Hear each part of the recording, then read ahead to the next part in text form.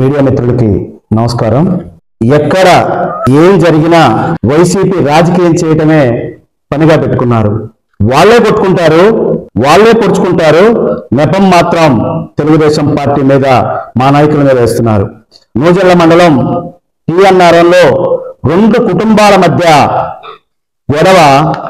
బొల్లా బ్రహ్మనాయుడు స్వార్థ రాజకీయాల కోసం రోజు రోజు దిగజారి ప్రవర్తిస్తున్నాడు. అన్నారం గ్రామంలో గోపి వాళ్ళ వైసీపీ మనిషే, అలాగే ప్రసాదు వాళ్ళ మనిషే. జరుగుతుంది ఊరు జాతర. పోలేరమ్మ జాతరకి ఇంటింటికి చందాలు తిరుగుతూ అడుగుతున్న నెపంతో ఆల్రెడీ గోపి వాళ్ళ తాతగారు రామయోగియ, ఒగ్గు రామయోగియ ఆయన పేరు, 18 సంవత్సరాలు బొల్లా బ్రహ్మనాయుడు దగ్గర వాళ్ళ పొలానికి సూపర్వైజర్గా ఉన్నాడు అతను. అలాగే ప్రసాదు, ఇరువురు, ప్రసాదు వైసీపీ నాయకుడే, రామయోగియ ఈ మనిషే. 18 సంవత్సరాలుగా ఇరువురు ఈరోజు కత్తిపోట్లు పొడుచుకున్న ఇరువురు వైసీపీ కార్యకర్తలే. వివాదం చుట్టింది బ్రహ్మనాయుడే. వివరాల్లోకి వెళ్తే వాస్తవం మాట్లాడుకున్నాం. బ్రహ్మనాయుడు గారు వాళ్ళు మీ దగ్గర 18 సంవత్సరాలు పనిచేసింది లేదా ఒగ్గు రామయ్య గారు పనిచేశారా లేదా? ఆ వివాదాన్ని నువ్వు అతను తెలియకుండా తీసేసి ప్రసాద్ అనే వ్యక్తిని గుమస్తాగా పెట్టుకోవడం వల్ల ఆ ప్రసాద్ అనే వ్యక్తికి ఈ రామయ్య అనే వ్యక్తికి ఇరువురి మధ్య గతంలో 2-3 సార్లు ఘర్షణ జరిగింది. మరలా ఈ యొక్క జాతర సందర్భంగా చందానికి వారు ఇంటికి వెళ్తే పాత గొడవలు గుర్తుపెట్టుకొని ఇతని వల్లే నా యొక్క ఉద్యోగం పోయింది, ప్రసాద్ అనే వ్యక్తి తీసుకున్నాడని మళ్ళా గొడవ జరిగింది. వారి మనవడైన గోపి ఆ యొక్క గొడవలో కొన్ని కత్తిపోట్లు పొడిచాడు. అది అక్కడ గోపి మీ వైసీపీ కార్యకర్తే. అలాగే ఇదిగో గోపి రామయోగి గారి మనవడు గోపి, ఇతను మీ వైసీపీ కార్యకర్తే. అలాగే ప్రసాదు మీ వైసీపీ నాయకుడే. మీ గొడవ వాస్తవం చెప్పాలంటే ముద్దాయి నువ్వు, వాళ్ళిద్దరి మధ్య సృష్టించింది ఆ గొడవకు సృష్టికర్త నువ్వు. నిన్ను ముద్దాయిగా తీసుకోవాలి. వాళ్ళిద్దరి మధ్య ఈ కారణానికి, ఈ యొక్క గొడవకి ముఖ్య కారకుడు నువ్వు. ఈరోజు గ్రామాల్లో మా మధ్య, అంటే బీసీల మధ్య కానీ, ఇతర కులాల మధ్య కానీ, మతాల మధ్య కానీ, వర్గాల మధ్య కానీ నీ స్వార్థ రాజకీయాల కోసం పదే గొడవలు సృష్టిస్తూ గ్రామాల్లో వైసీపీ నాయకులను పదే రెచ్చగొడుతూ ఈ విధంగా గొడవలు సృష్టిస్తుంది నువ్వు. గతంలో ఎప్పుడు వినకొండలో ఇటువంటి చరిత్ర లేదు. నువ్వు వచ్చిన తర్వాత ఈ చరిత్ర మొదలైంది. గతంలో జీవి ఆంజనేయులు గారు 30 సంవత్సరాల నుంచి తెలుగుదేశం పార్టీలో ఎమ్మెల్యేగా కొంతకాలం పనిచేశారు, ప్రతిపక్ష నేతగా కొంతకాలం పనిచేశారు. ఎప్పుడు ఏ గొడవలకు కూడా ఆయన ఎప్పుడు తెలుగుదేశం పార్టీ వాళ్ళని ప్రోత్సహించరా. మీరే కొట్టుకుంటారు, మీరే సృష్టిస్తారు, మీరే చివరికి తెలుగుదేశం పార్టీ మీద నెపం నింపుతారు. నూజెళ్ల మండలంలో గతంలో ఎప్పుడు కూడా గొడవలు లేవు. బ్రహ్మనాయుడు అనే వ్యక్తి రాజకీయాల నుంచి మొదలుపెట్టిన ఈ 10 సంవత్సరాల నుంచే మా నూజెళ్ల మండలంలో ఇలాంటి గొడవలను సృష్టిస్తున్నావు. గుర్తుపెట్టుకో బ్రహ్మనాయుడు గారు, జనం ఏమనుకుంటున్నారో తెలుసా? నీకు మతి భ్రమించింది అనుకుంటున్నారు. గొడవలు సృష్టిస్తుంది నువ్వే అని పబ్లిక్ ఈరోజు నవ్వుకుంటుంది. ఇక్కడ నారా చంద్రబాబు నాయుడు గారు చేసే అభివృద్ధిని, అలాగే తెలుగుదేశం పార్టీ చేస్తున్న అభివృద్ధిని, ఇక్కడ జీవి ఆంజనేయులు గారు చేస్తున్న అభివృద్ధిని ఓర్వలేక నీవు చేస్తున్న అకృత్యాలు ప్రజలు చూస్తూ ఉన్నారు. చందాల విషయంలో జరిగిన గొడవను మా తెలుగుదేశం పార్టీ మీద వేశావు. ఇటువంటి మనస్పర్ధ రాజకీయాలని నువ్వు మరలా రెచ్చగొడుతున్నావు. గతంలో కూడా రషీద్ హత్య, ఆ రోజు నువ్వు ఇరువురిని సర్ది చెప్పినట్లయితే నీ పార్టీ వాళ్ళే ఇరువురు ఆ రోజు కూడా తెలుగుదేశం పార్టీ మీద రుద్దావు.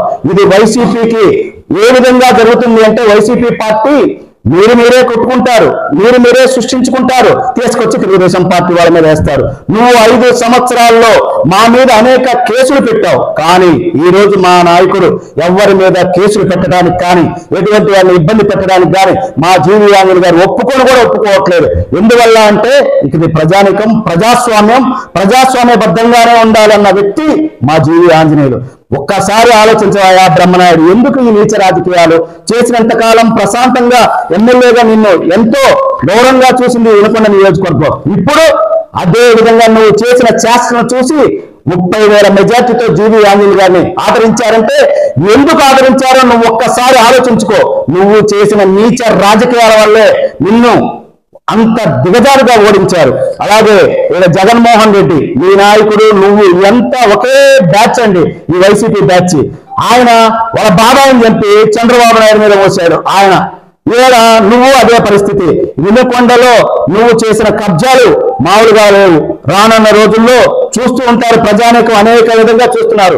ప్రశాంతంగా ఉన్న వినుకొండను ఈ విధంగా రాజకీయాల కోసం, మీ స్వార్థాల కోసం రెచ్చగొడుతూ, విదేశాలను రెచ్చగొడుతూ, కులాల మధ్య, మతాల మధ్య, వర్గాల మధ్య, పార్టీల మధ్య ఎంతో ఆ ఊరు చాలా ప్రశాంతంగా ఉంటుందండి. అందరూ కూడా ఒకే కమ్యూనిటీకి సంబంధించిన వాళ్ళందరూ, వాళ్ళ బీసీలు, ముదిరాజులు మొత్తము ఒకే దానికి, వాళ్ళ ఇద్దరి మధ్య వాస్తవానికి నువ్వే కుంపు పెట్టి, నువ్వే రాజకీయం చేసి, నువ్వే గొడవకు కారణమయ్యి ఈ రోజు మళ్ళా అది తెలుగుదేశం పార్టీ మీద రుద్దటం హాస్యాస్పదం. చూసే వాళ్ళు కూడా నవ్వుతారు. దాన్ని మళ్ళీ సాక్షి మీడియాలో ఏదో తెలుగుదేశం ఎవరున్నారు మా తెలుగుదేశం పార్టీ వాళ్ళు, మీ దగ్గర పనిచేయలేదు, అతను 18 సంవత్సరాలు బ్యాంక్ స్టేట్మెంట్ తో సహా చూపిస్తాను నీకు 18 సంవత్సరాలు నీ దగ్గర పనిచేసాడు అతను కాదని నువ్వు ప్రసాద్ని పెట్టగానే వారిద్దరి మధ్య జరిగిన ఘర్షణ, గోపి అనేతను అతను మనవడు ఓర్చుకోలేక వాళ్ళిద్దరి మీద గొడవ పడ్డాడు. ఈ గొడవకు కారణం నువ్వు ఇది తీసుకొచ్చి తెలుగుదేశం పార్టీ వాళ్ళ మీద రుద్దుతావు. ఒక్కసారి ఆలోచించవా బ్రహ్మనాయుడు, నీ వయసు రీత్యాన్ని ఆలోచించుకో ఒక్కసారి.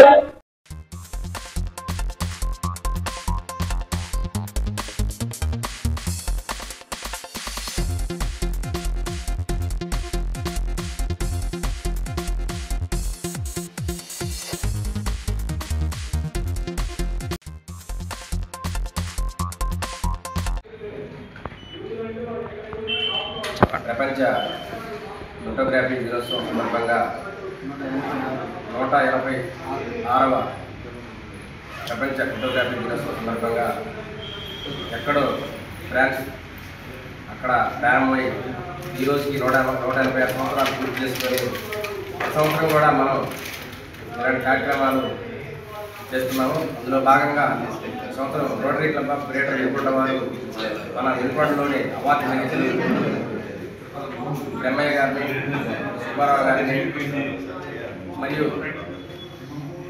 వినీల్ గారు, మల్లికార్జున గారు, కోకా సుబ్బారావు గారిని 5గురిని సన్మానించుకోవడం జరిగింది. వాళ్ళందరూ కూడా ఈరోజు అవార్డు గ్రహీతలందరికీ కూడా సన్మానం చేయడం నా రోటరీ క్లబ్కి చాలా ఆనందంగా ఉంది.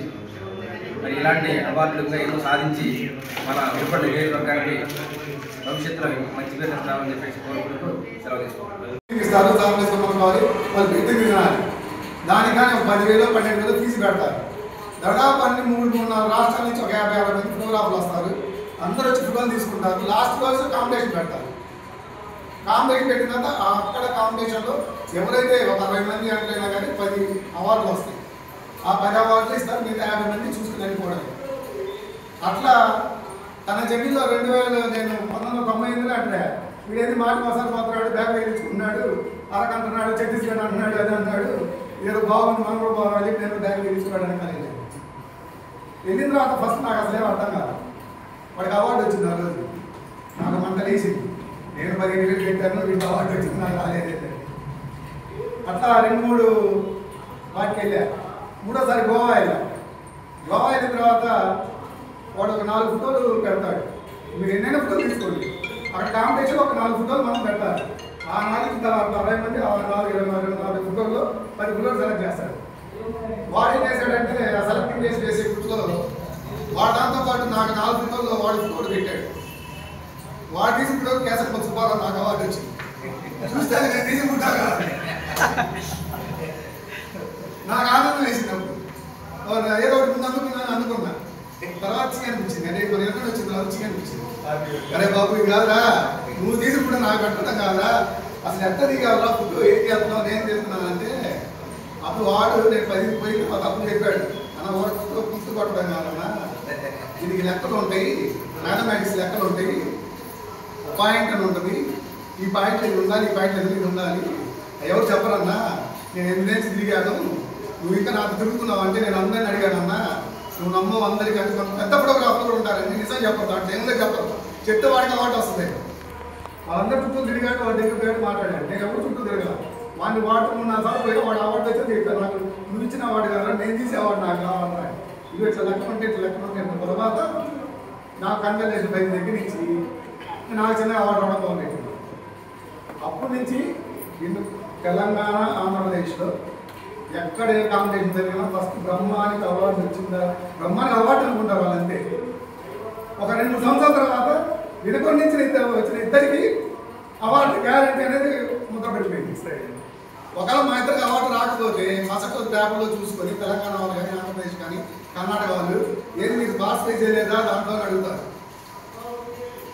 అంత స్టేజ్కి బ్రహ్మ వల్ల నేను కూడా అతని వెనకాల పరిగెత్తి ఒక అవార్డు తీసుకోవడం, విజయం సంపాదించుకోవడం అది జరిగింది సార్.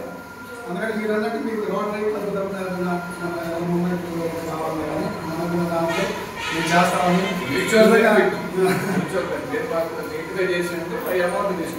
వాస్తవంగా